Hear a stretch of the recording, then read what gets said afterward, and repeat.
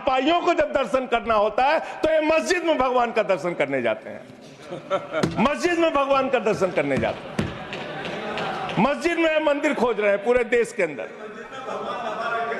तो इसलिए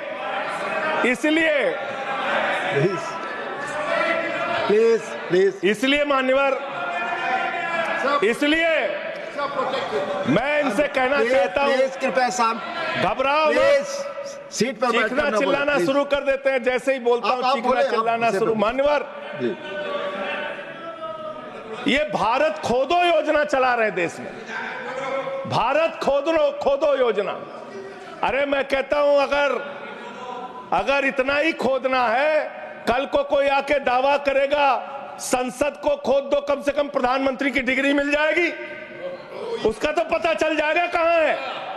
संसद खोद दो, ये भारत खोदो योजना बंद करो, इससे देश का विकास होने वाला नहीं है। आपने शिक्षा में क्या हालत की देश की, माननीय शिक्षा मंत्री जी यहां पे बैठे हुए हैं, मैं बताना चाहूंगा शिक्षा के स्तर को आपने कहां पहुंचा दिया। 11 लाख, अरे क्या क्या यहां बोला गया मैंने खूब सुना है, आप ही लोगों से सीखा है।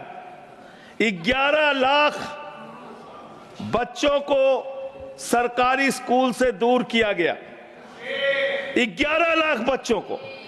यह देश के अंदर शिक्षा की व्यवस्था है और इसमें सबसे ज्यादा मान्यवर, अगर किसी राज्य की भागीदारी है जहां पे सबसे ज्यादा बच्चे सरकारी स्कूल से दूर हुए हैं, पिछले 8 महीने का आंकड़ा शिक्षा मंत्रालय ने लोकसभा में रखा, 11 लाख में से अकेले 7,84,000 बच्चे उत्तर प्रदेश में सरकारी स्कूलों से दूर गए।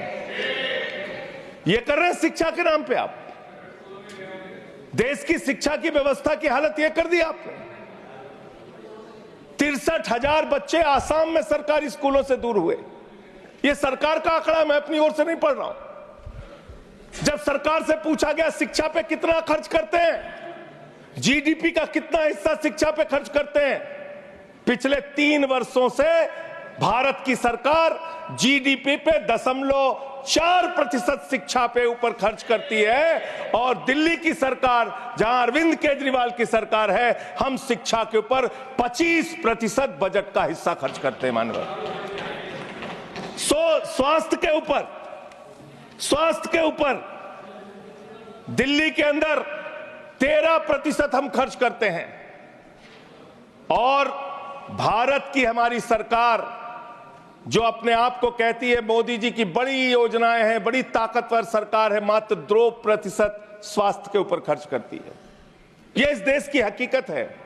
कैसे समानता आएगी, कैसे संविधान में लिखी हुई बातों की सुरक्षा हो पाएगी। मैं दिल्ली की बात करूं, अगर एक राज्य सरकार दिल्ली के लोगों ने भी चुना जिसको आप चलने नहीं देते, बार बार उसके ऊपर रोक लगाते हैं, लेकिन उस राज्य सरकार के काम क्या हैं वो आपको जानना बहुत जरूरी है। एक ऐसी सरकार जिसने,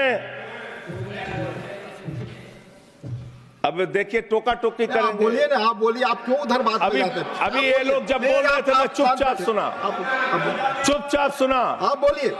अगर जेल वेल की बात करोगे ना, जिस दिन सत्ता परिवर्तन होगा एक भी आदमी बाहर नहीं दिखेगा। फिर ऐसी बातें मत करो, आपस में बात नहीं संजय ये जी, धमकी देने की बातें मत करो संजय जी, आपस में कोई बात नहीं संजय जी, प्लीज नहीं कोई नहीं, आप लोग आपस में बात कंट्रोल कीजिए सर, सभी लोग आपस में बात, प्लीज आप बैठे रहे, प्लीज। ऐसे धमकी देके काम मत करो। आप विषय पे बोले। अडानी की दलाली करने वाली सरकार हमसे सवाल कर रही है। विषय पर संजय जी, जो विषय बोलेंगे भ्रष्टाचार बोलेंगे, विषय पर बोलिए प्लीज, विषय पर बोलिए प्लीज। अडानी की दलाली करने वाले हमसे सवाल करेंगे।